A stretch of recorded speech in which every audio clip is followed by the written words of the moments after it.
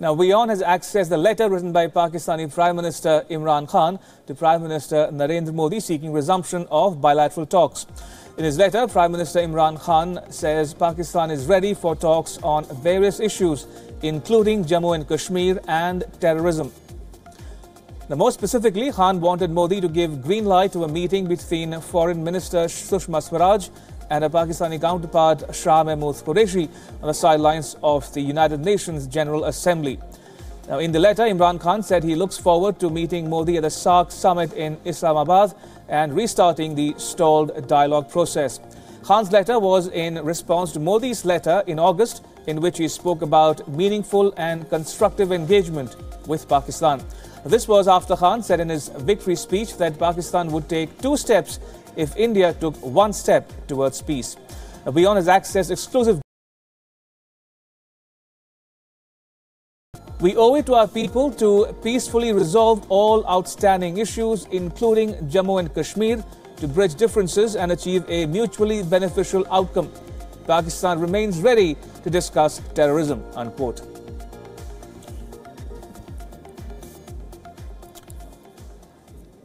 All right, 2 of my colleagues now join me from New Delhi and Islamabad. Anas Malik in Islamabad and Siddhant Sibbal in Delhi. I'll ask both of you the same question.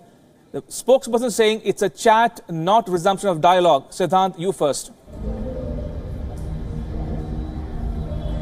Well, New Delhi, of course, shying away from calling it a dialogue. New Delhi confirming, of course, that there was a proposal from the Pakistani side and New Delhi will be talking to Pakistan, terming it as talks between India's External Affairs Minister and Pakistan's Foreign Minister, and in which India will also raise the Kartarpur corridor issue. Remember that it has been in a lot of controversy, especially after the visit of Punjab Minister Navjot Singh Sidhu, who went during the oath-taking ceremony of Imran Khan, hugged the army chief and said that the army chief told him that the Kartarpur corridor can be opened. And since then, we have seen a lot of development taking place in India and Pakistan when it comes to the corridor. But of course, both India and Pakistan have decided after a gap of 33 months to sit together to talk, even though New Delhi is shying away from calling it dialogue. The last time such kind of meeting took place when India's External Affairs Minister Sushma Swaraj went to Islamabad and met the then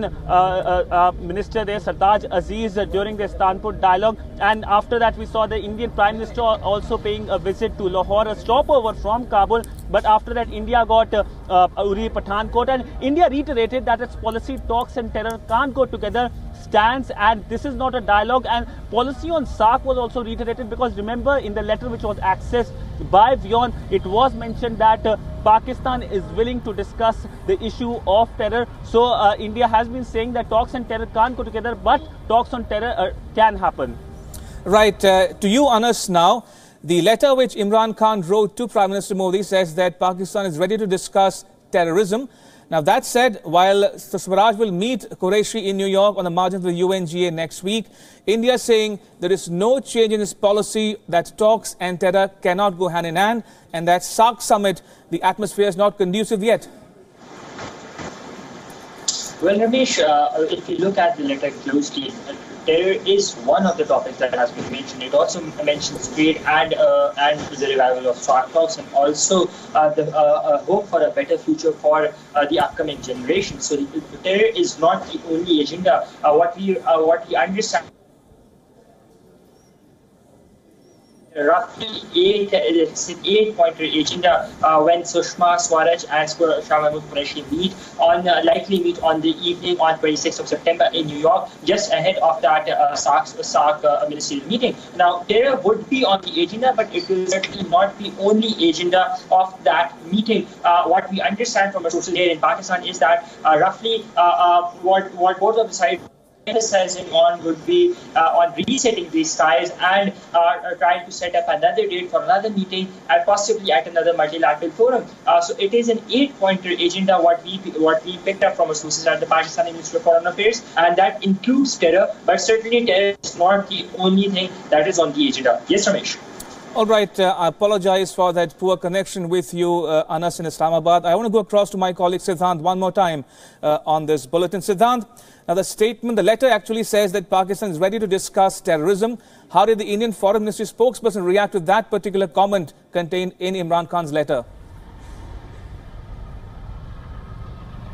Well, the Indian Foreign Ministry spokesperson was just speaking on the point that these are just talks. This is just a meeting which is taking place, and said that the schedule is still being decided. He said that officially he said Kartarpur will be discussed, but off the record, I have been talking to diplomats on both sides of the border, and they all are saying that terror will be something that will be dominating the agenda from the Indian standpoint, and for reasons we all know that for India, cross-border terror has been the main issue, and that's going to dominate when New Delhi sits across with Pakistan in New York on the sidelines of the UNGA. But if we look at what has happened in past few months, we have seen since the new Pakistani Prime Minister taking charge, he has been sending feelers, he has been sending messages.